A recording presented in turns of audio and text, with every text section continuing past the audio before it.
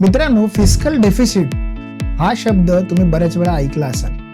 आजच झालेल्या बजेटच्या अनुषंगाने फिस्कल डेफिसिट वरती तुम्हाला बऱ्याचशा गोष्टी ऐकायला मिळत असतील. आज आपण समजून घेऊया फिस्कल डेफिसिट म्हणजे नेमकं काय. ज्यावेळी गव्हर्नमेंट एखादा खर्च करते, फॉर एक्झाम्पल आपण एक पकडूया की गव्हर्नमेंट एखाद्या गोष्टीवरती खर्च करते 100 रुपये आणि त्याचबरोबर खर्च केल्यानंतर गव्हर्नमेंटचा जो रिव्हेन्यू असतो तो फक्त असतो 70 रुपये. म्हणजेच खर्च हा जास्त झालाय आणि रिव्हेन्यू जो आहे कमी झालाय.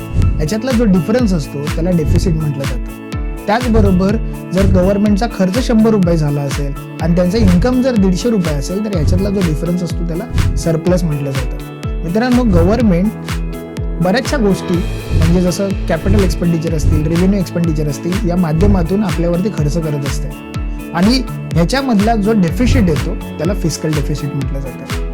गेल्या वर्षीच्या तुलनेत जसं गेल्या वर्षी 4.8 हा फिस्कल डेफिसिटचा पर्सेंटेज होते, तेच या टाइमच्या बजेटनुसार रिड्यूस होऊन 4.4 वरती येण्याचे चान्सेस आहेत. मित्रांनो, अशाच काही गोष्टींसाठी तुम्ही माझ्या चॅनलला सबस्क्राईब करा आणि शेअर करा.